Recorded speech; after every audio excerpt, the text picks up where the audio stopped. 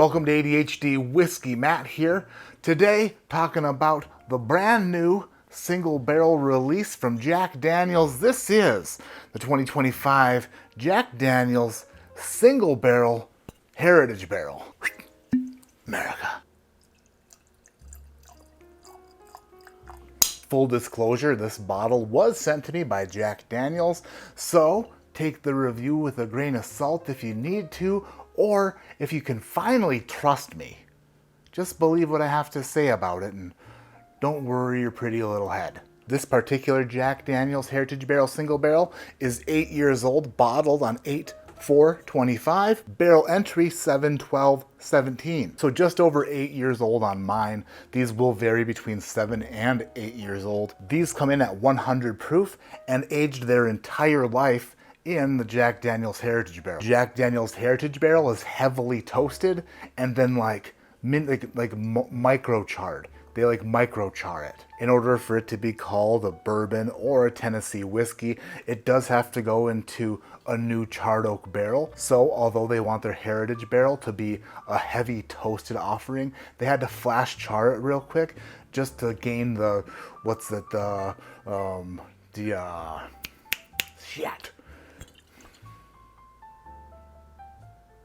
They had to follow the rules. So they flash charred the barrel after heavy toasting, and it spent 8 years in that toasted barrel. It says it's a modern interpretation of our earliest barrel making process, featuring handcrafted, heavily toasted, and low char barrels. That's what I just said. I basically just said that. So who's super smart? No. The other thing that makes the Jack Daniel's Heritage Barrel release a little bit different is they lowered the barrel entry proof down to 100. According to master distiller Chris Fletcher, lowering that barrel entry proof will maximize the sweetness that they get out of that oak. If you've been watching me on this channel for a while, you know that toasted barrels or double oaked barrels don't typically fly around here. I don't necessarily love them. I get a ton of green lumber and varnish and wood stain. Those notes I don't love. And those notes are heavily prominent, that's a big word for me. They're heavily prominent on toasted barrel products. After having some pours out of that bottle and then letting it sit for a bit, let's see how this thing has developed after I opened it last week. Wow. That smells really nice. That is sweet and soft and gentle. When the world slips you a Jeffrey, pat a furry wall. People get a lot of marshmallow notes on toasted products, and I don't normally get that. Normally it's overwhelmed with the green lumber that I talked about. But on here, this, I do get marshmallow. A little bit of raspberry jam as well. It's like a fluffer nutter raspberry jam sandwich. None of the off-putting notes that I typically get on a toasted product are on the nose of this.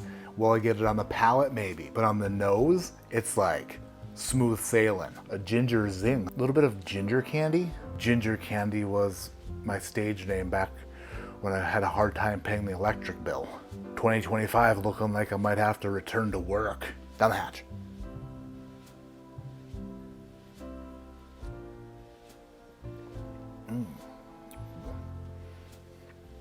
A warming.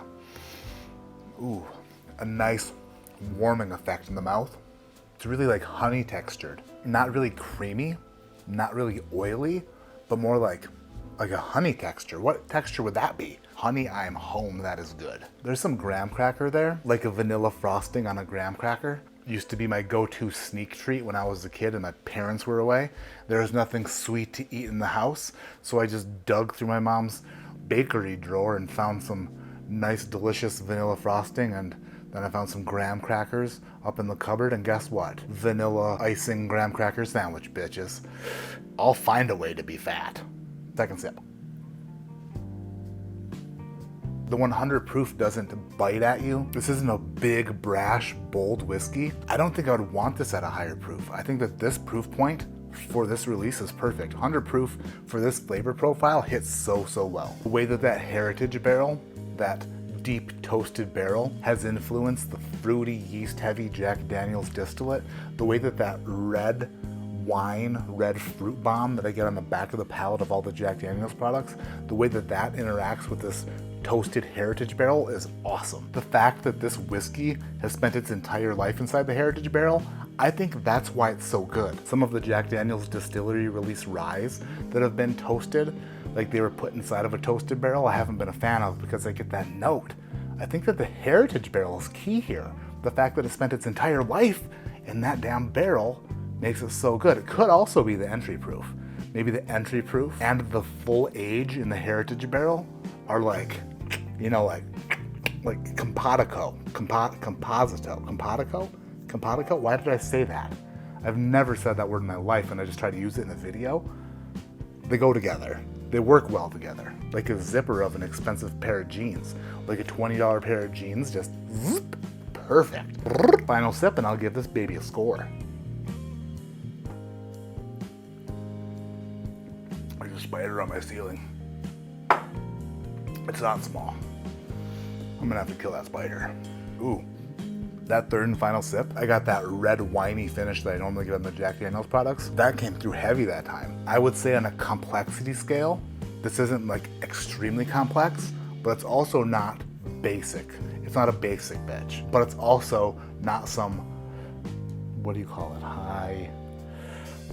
High, when somebody is, shit. What do you call it when somebody is, when they're a lot? They're not basic, but they're high. Damn it. Cam would know for sure.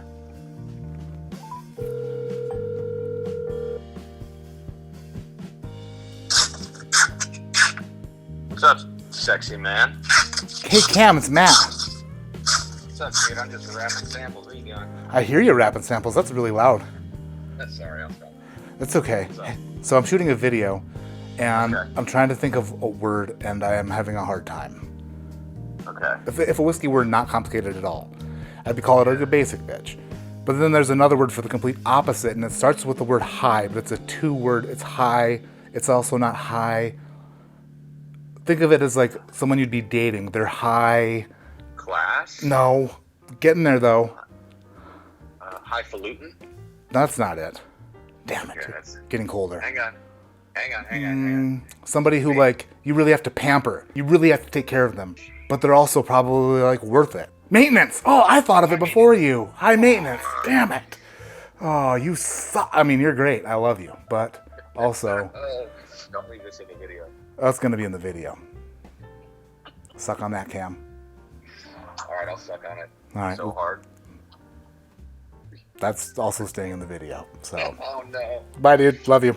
Bye. High maintenance. It's not high maintenance. It's also not a basic bitch. It's like right there in the middle. And I enjoy that about it. You can bring it to Applebee's. Or maybe they want to get dressed up and go somewhere like awesome and fancy like Red Lobster.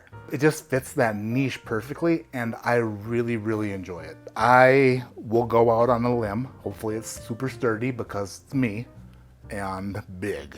But I would say that this is a great pour, and it deserves a great score. My favorite toasted product, that's the limb I'm walking out on. My favorite toasted product that's available, that's out there. How available will this be? I don't know. A score? 8.25.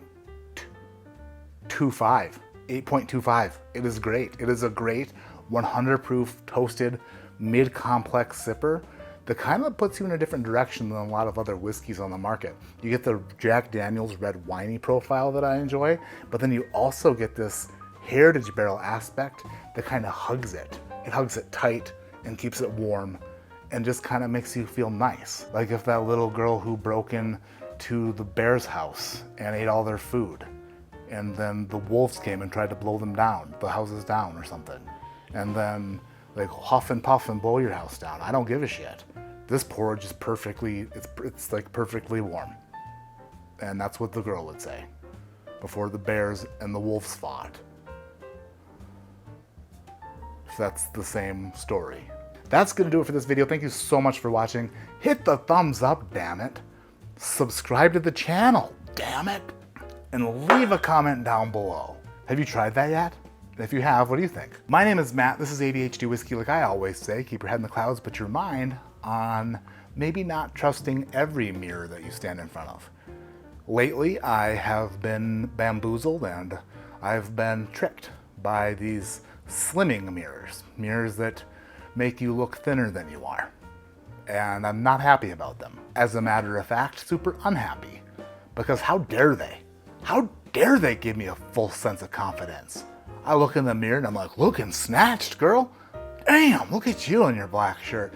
Boom, chest all like nice and tight, and shoulders looking good, face looking nice and trim. Portsky, whatever you're doing's working, girl. And I'm like, hell yeah. Feeling nice, feeling fine. Okay, not bad for 285. Numbers are falling slowly and I can see the results in the mirror. Porter, you're looking nice. Then I hit the town with all the confidence in the world. Conor McGregor walk in, you can tell by the way you're walking around, feeling myself. Then I hit another mirror and I'm like, what is that?